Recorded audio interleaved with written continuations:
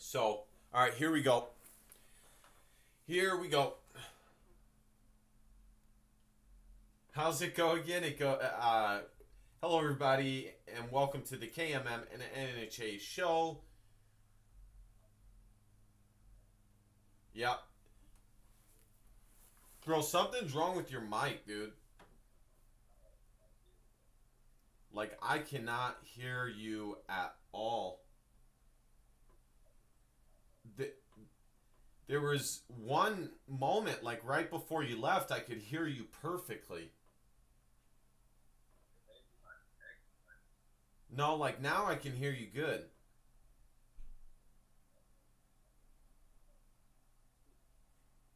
I don't know if you're like on speaker or if you're not on speaker. I don't know what it is.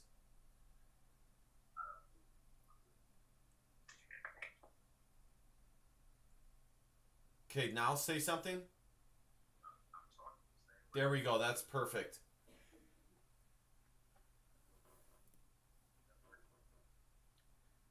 Now it went down a little bit, but that's all right.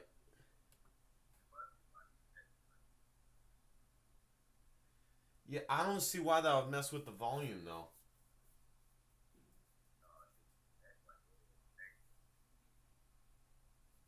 Huh.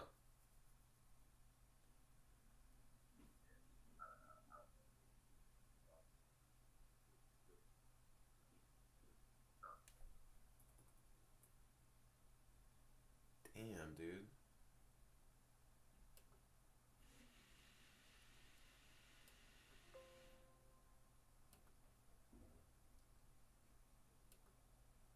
Are you talking to your computer? What are you doing? And your speaker or no speaker? See, that's why, bro. I think it's because you're on speaker.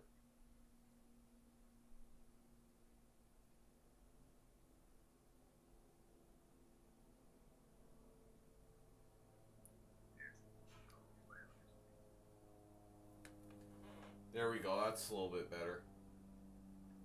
Okay, here we go. Hello, everybody, and welcome to the KMM and NHA show.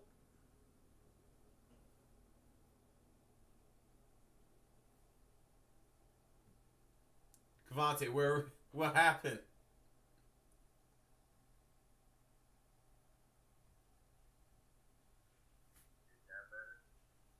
Yes, it is. Yeah. Okay.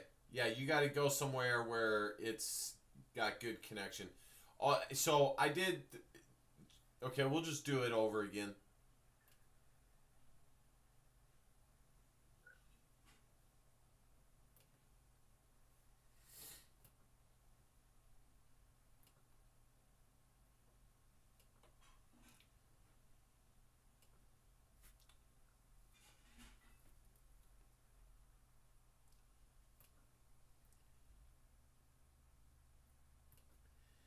Hello, everybody, and welcome to the KMM and NHA show.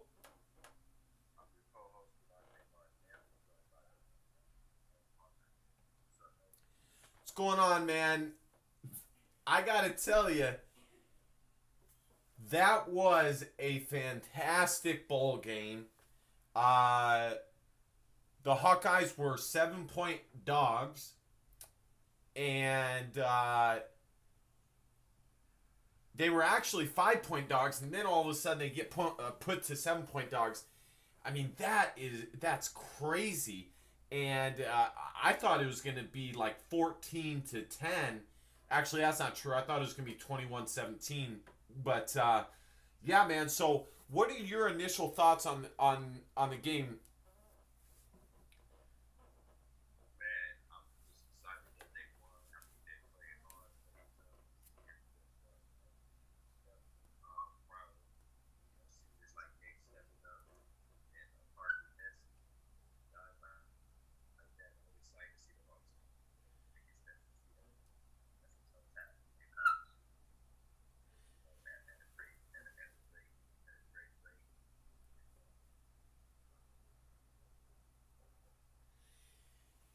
Yeah, dude.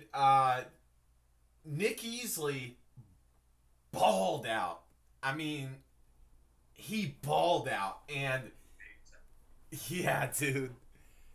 And I don't know if Mississippi State, wasn't necessarily game planning for him, but that was a mistake on their part because this Cavante. Brian Ferentz comes from the Patriots tutelage where they use that slot receiver.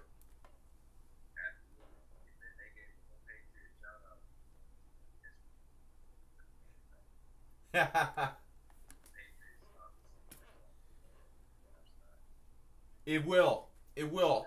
I agree with you. And, I just want to say this, and I was going to ask you this as well. And this is an easy transition. And listen, guys, just real quick. The Hawkeyes won. That's 2 bowl games in a row. The Outback Bowl is not easy to win. Cavante will tell you that. It's not. Iowa is going all the way to SEC territory. There's a lot of distractions that can happen. And, I mean, Cavante, did you hear that story about some of the Mississippi State starters talking trash to basically like freshmen and the first teamers of the Iowa Hawkeyes? Yeah, so there was an event put together where they went, because of the wave and because of the football team's presence in the UI Children's Hospital. They went over to the hospital and met with, I think, children and some people who are sick, and the Mississippi State players decided to talk some smack to I think like maybe a couple second stringers, but mostly just freshmen, dude. Freshman players of the Hawkeyes.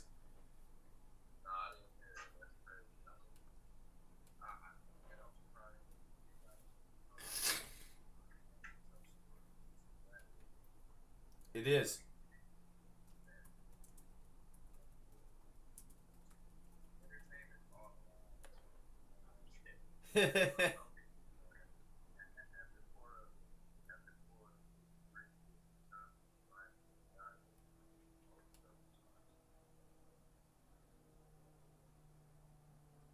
Right.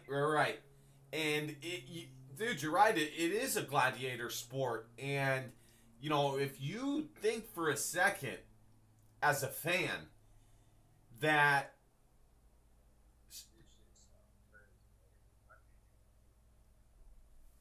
you can't hear me, what happened? What happened?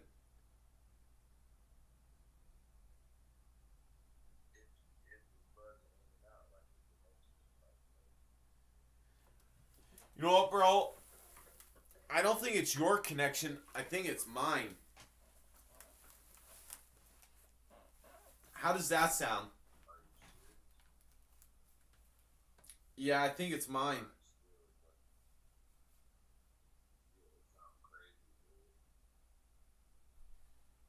I can hear you good.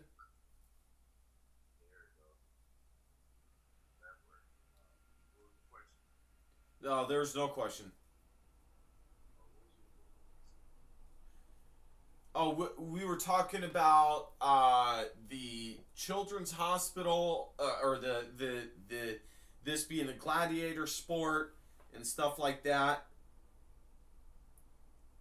And I asked you if you heard about about the pregame smack talk, and then you already answered it. But I need to erase this, and then we'll get going. Because I was, you ready? So, if you think for a second that this is not a sport, and just in general, if you don't think that players at this level are not trying to gain every edge that they can, you are mistaken, because I mean, your starting position's on the line, your future's on the line, and when you're raised as an athlete, you're just competitive anyways.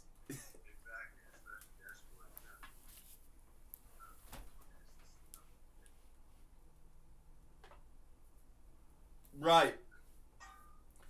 Right. So, I hey man, I think that was a fantastic game. Mississippi State was a great opponent. They were a legitimate top 20 team. I do not think that they will exit the polls because of the loss to Iowa. That was a legit team, Cavante. They had 2 first-round draft picks on their roster, dude.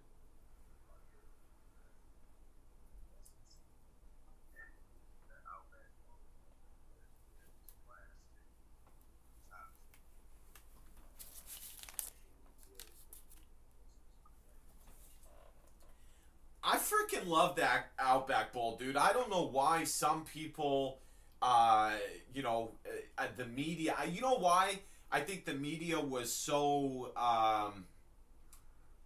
kind of laxed about going to the Outback is because the Hawkeyes have gone there so much. But the Hawkeyes have gone to the Outback so much is because Kirk Ferentz has put together formidable teams over and over and over and over again. That's why they were there.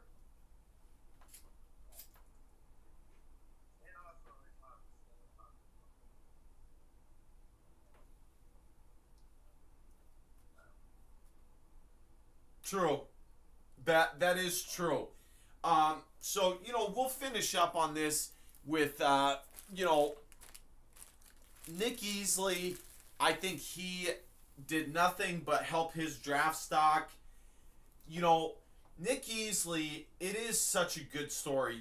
That guy comes in as a walk-on, and Iowa gives their guys, if there's 2 programs that give their guys, their walk-ons really good chances, I think it's probably Iowa and the old Oklahoma. I don't know if Oklahoma does it as much anymore, but Iowa gives guys chances. And Nick Easley came in there, when there was a brand new wide receiver coach, so he came in at the perfect time, and he did nothing but produce his whole time there, dude.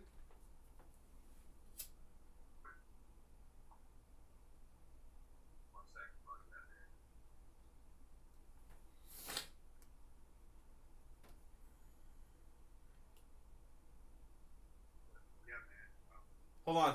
Hold on. Hold on. Go.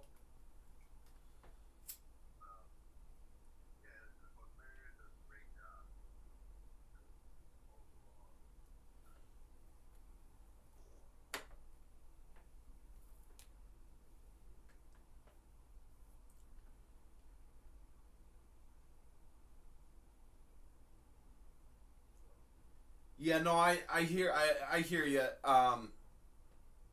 That was my bad, bro. It's all good. I'll just continue.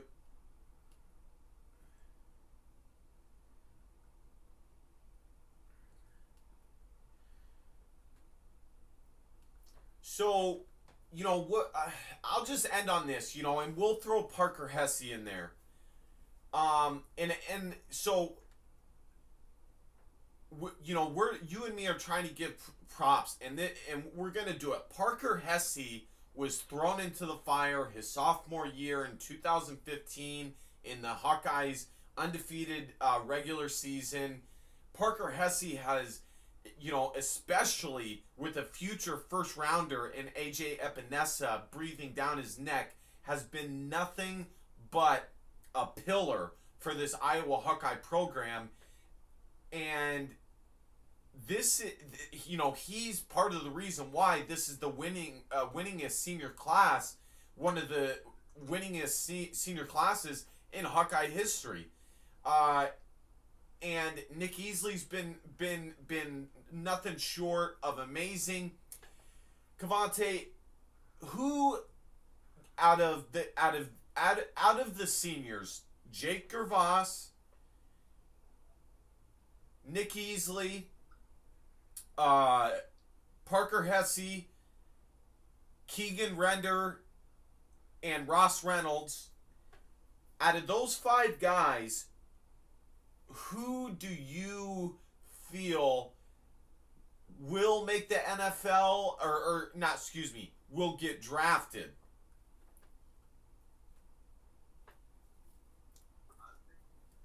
If any of them.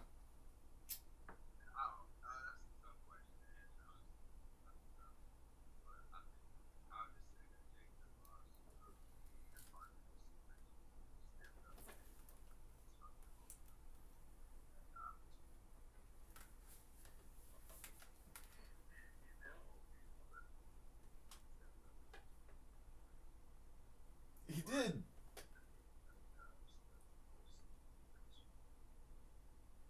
And Jake Gervas is a former walk-on as well. Listen, and shit, 2-star nation, baby. And this is what I'll say. I think Nick Easley is gonna run, a 4.4 at the Iowa Pro Day. Nick Easley should get invited to the combine. I don't think he will though. But I think at the Pro Day he'll run a good 40, and I think in my eyes, he's the most athletic slot player that the Hawkeyes have had in a long time, and Riley McCarron is still on the New England Patriots. I think Parker Hesse could play in a 3-4 team. I could see him getting drafted. I can see him being a situational, because Cavante, that's what some teams are starting to do. They're starting to be situational, and they're starting to get situational players at the next level. And so I could see Parker Hesse, either gaining a lot of weight, maybe moving inside. But the thing about Parker Hesse is he's very versatile. So I could see Parker Hesse getting drafted.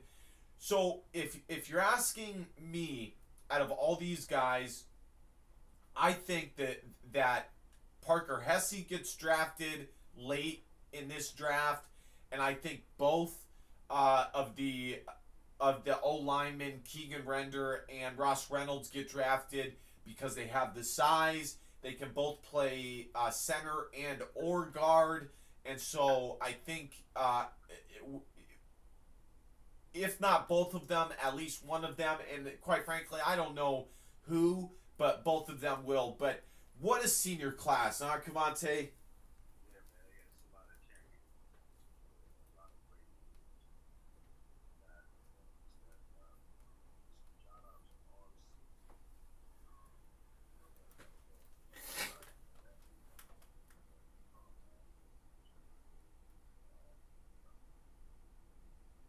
Amen, brother. Amen. So thank you again, Nick Easley, and thank you, Parker Hesse, and the rest of the seniors. You guys deserved that Outback Bowl champion award. You guys earned it. So we're gonna switch it up a little bit. We're gonna go NBA, and so Cavante, do you want me to go first, or do you want to go first? Okay, hold on. Who do you think? So what we're talking about is who we think is going to win it all. Okay, go ahead.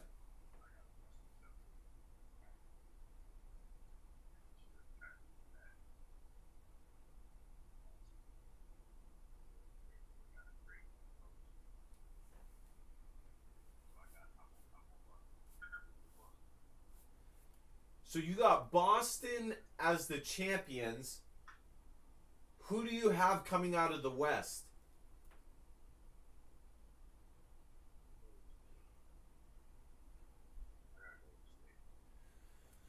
Okay. I love what you said. I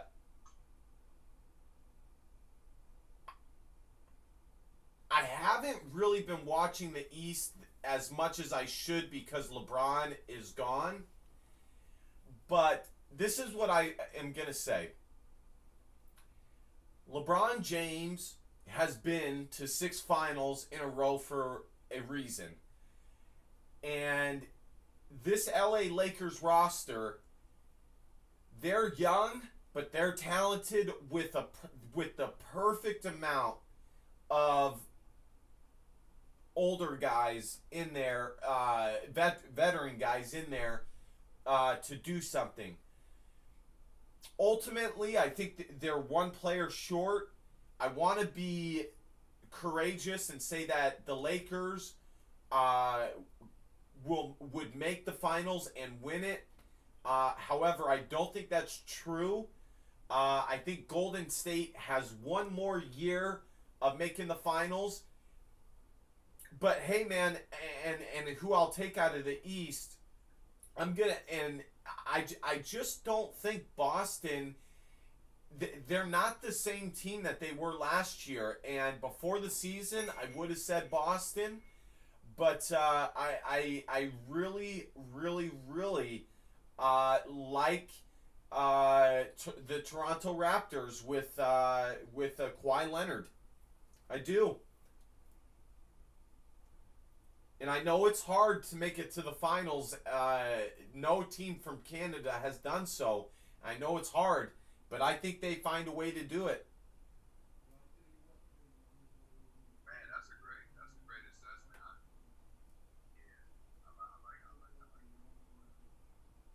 like So there you go, folks. You got Nolan Hawkeye Anthony and Cavante Barton Manley's finals assessment. And bro, I gotta be honest. I think yours is a good pick. I can see Boston making it. My thing with Boston is that I don't think Gordon Hayward is playing at the level he was playing at Utah. And I do not think Kyrie can get there on his own without LeBron, even though he's a fantastic player. And as far as LA goes, it's hard for me to bet against the King.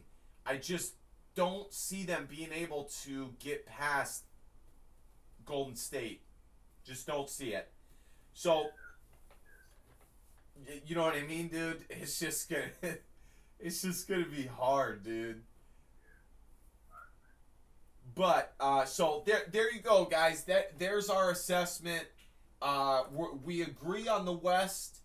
We disagree on who the overall champion is going to be.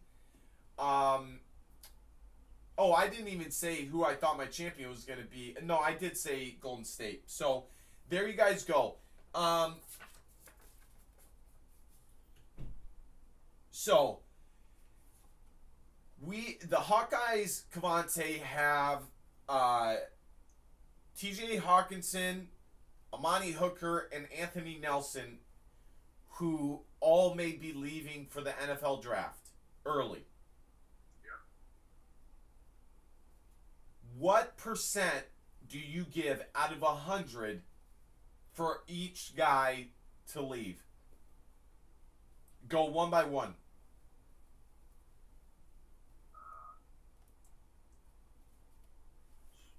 I'm gonna go 50 for all of them. Okay, why 50 for all of them?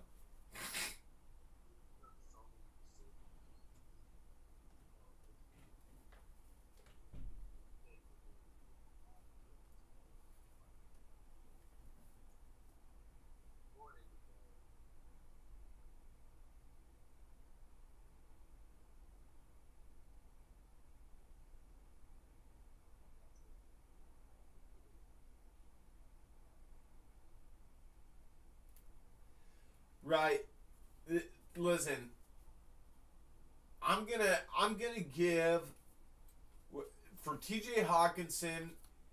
I think out of all three Hawkeyes, man, I don't even want to say that. I was going to say out of all three Hawkeyes, I think he's the most naturally loving Hawkeye, if that makes sense. But I don't think that's true. I think all three of them are once a Hawkeye, always a Hawkeye, and I think they all love being a Hawkeye. TJ Hawkinson was very emotional after the Outback Bowl game. I think for TJ Hawkinson, it's 70% that he's going to the NFL, 30% that he's staying. The one argument somebody gave me, Cavante, which it just shows how smart our fan base is the guy said, shout out to Randy. He said if TJ Hawkinson was going to the NFL, he would have sat out just like Noah Fant. And while I agree with him, I mean, look at Mississippi State. They have 2 first-rounders who both played. So, you know, you never know. So I'll go 70-30 on that one. And as much as I'd love for him to come back, TJ Hawkinson will not be a first-round pick. He will, whether he stays or goes this year, this is his ceiling for the draft. You know, for first round tight ends are guys like Noah Fant, even though I don't think Noah Fant will go first round because of how defensive heavy this draft is. But that's the type of tight end that teams take in the first round. Amani Hooker, I'm going to go 50-50. Even though I'm leaning towards 60-40 NFL, 40% for the Hawkeyes. Again, but I think he can improve his draft stock if he came back. I really do. And then Anthony Nelson, I'm going to go 60-40. 60% he stays, 40% he leaves. I just don't think... I remember Kirk Ferentz said, you know, look at how many defensive players are leaving this year. And look at how many defensive players have left before. You know, if you're going to be on the D-line, there's only 4 spots. You have to be able to command your area. And if you can't, you know, it'll be possibly 2 years before you see playing time. I mean, look at Jaleel Johnson. He has barely seen the field this year, Cavante, and Jaleel was a high second, possibly, you know, people could have made an argument that he was a first round guy. So that's what I'm gonna go with there. Any thoughts on my percentages? Man, no, that's a great point behind all of them. Yeah, that's a great point. I'm excited to see what all of these guys do. Definitely excited to see Nate Stanley be a senior man. Me too, and that's the thing that people don't realize. Cavante, there could have been 4 guys, realistically, that could have left this year with Nate Stanley could have been the 4th. Because Nate Stanley, you know, there's some quarterbacks that decided to stay. You know, the guy from Oregon, he decided to stay. And I think with the performance that Nate Stanley showed out in the Outback Bowl without his top tight end, I think Nate Stanley could have went as high as the 2nd round. But he will be returning, which is fantastic. So the Hawkeyes will finish the season in the top 25. Or in the top 20, excuse me. I think they'll finish, my guess is 15th. What's your season recap on this season, Cavante?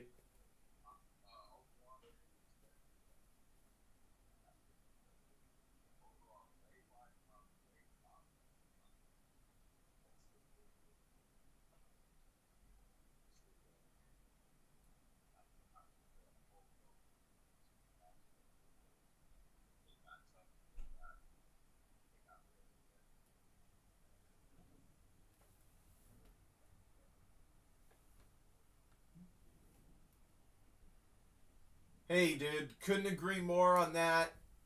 This team started out strong, and sure, there were plenty of opportunities to win 10, 11 games, but this team had, what sticks out for me about this team, Cavante, is the amount of talent that people did not see going into the season. I mean, think about it. If you would have said before the season, Cavante, that potentially 5 juniors, including Noah Fant, would leave early, the media for the Hawkeyes would not believe it. With the production of Nate Stanley, Amani Hooker winning the Tatum Woodson Award, Anthony Nelson being tied for sacks in the Big Ten with his own teammate, AJ Epinesa. And TJ Hawkinson, nobody foreshadowed, some people foreshadowed him having a good season, but not a Mackey Award season. My gosh. I mean, just crazy. So I think that's what's going to stick out to me most is the amount of talent that this team has and still has, Cavante, to transition into our last topic. Cavante, even with the amount of guys, and I think that out of the 4 juniors who are, one has already said that they're going to leave. There's 3 remaining. I think it's a win if just one of them decides to stay.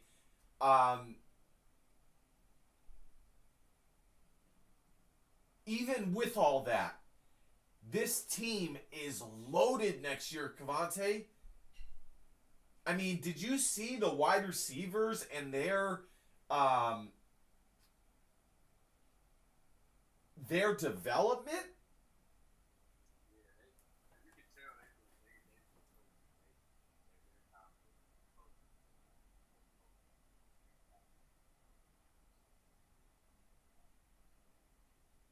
You can tell they're confident. I agree, dude. Copeland has got them going, and Mississippi State, you missed out on the home kid, Brandon Smith.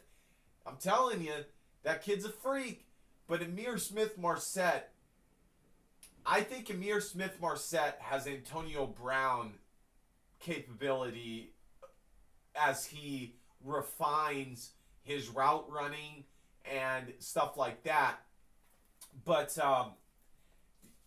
what do you think?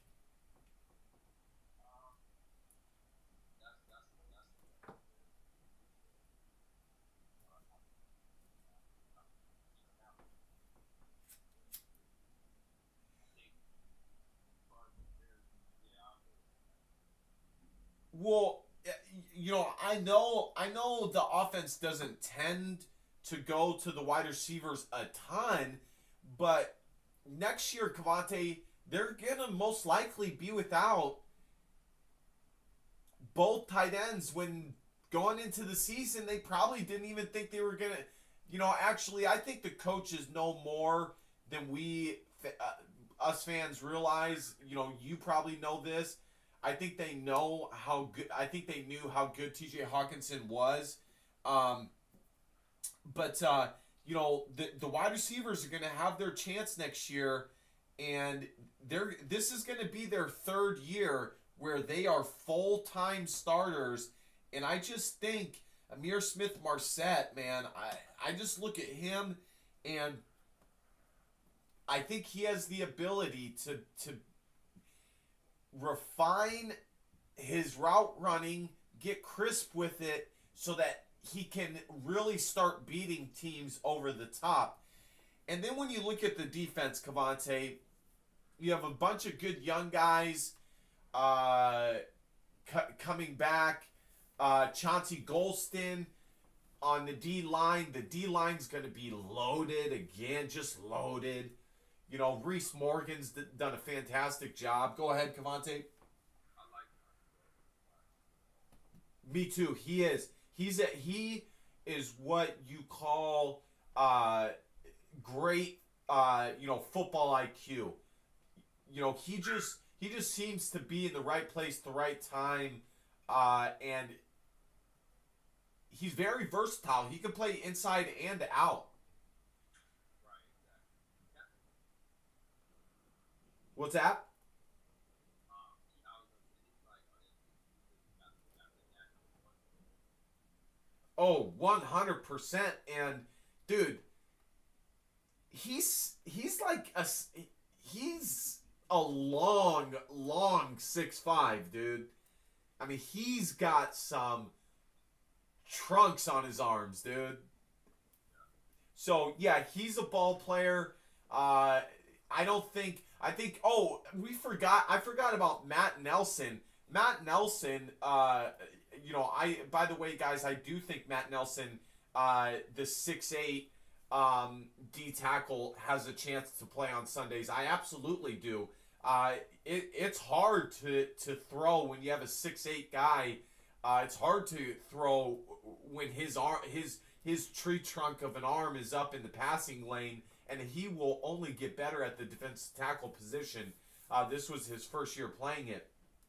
But going back to who the Hawkeyes have coming back, they have a young Geno Stone, and they have Matt Hankins, the cornerback.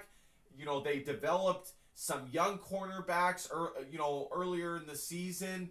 And I think if Amani Hooker leaves, I think they maybe move Michael Ojemudia over to that nickel type of position that star type of position that Amani Hooker played this season. What do you think? Yeah, man, they gonna have a lot of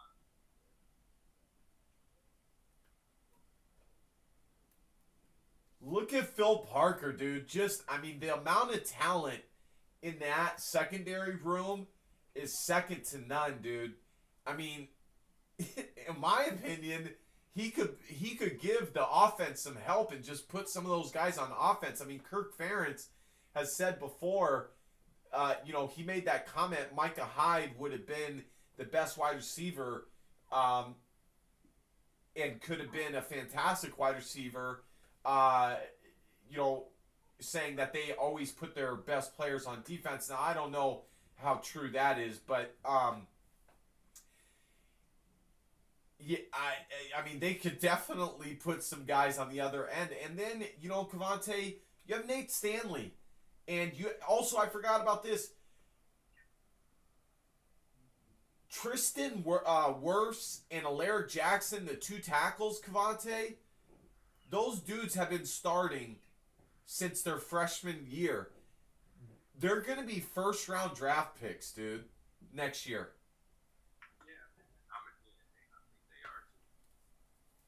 I mean, just excited. I'm so excited. So, and the last thing I'll say is that running back room with the two running backs that they recruited, and what they already have with Torrin Young, Mekhi Sargent, and Ivory Kelly-Martin, that running back room is going to improve because of the competition that's going to be bred at that position. Is there anything else that you'd like to add, Cavante?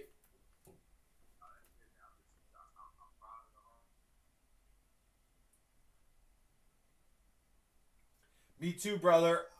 Very, very excited for next season. This year was fantastic. Only 15 teams have won 9 games or more. Cavante, you've been on that doorstep before. It's very tough to do. The Hawkeyes were able to do it. Congratulations. And I wish nothing but the best to the outgoing senior class. And, they have truly earned the 5th. Am I right? Yes.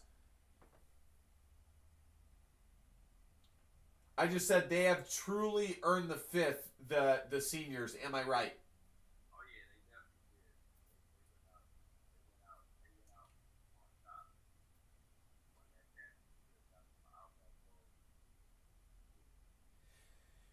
So that's going to do it for us this week, guys. Please leave us anything that we can do better, anything that you would like to hear, the segments that you like that we do. Let us know. We have very thick skin, and we enjoy your guys' comments. Cavante, is there anything else that you want to say? Go Hawks indeed. That'll do it for the KMM and NHA show podcast. Thank you, Cavante Martin Manley. You are my favorite co-host. And everybody, have a good rest of your week. Amen. There we go. Dude, that was fantastic. All right, buddy, I'm going to snip this up, and I'm going to get it out tonight. All right, brother.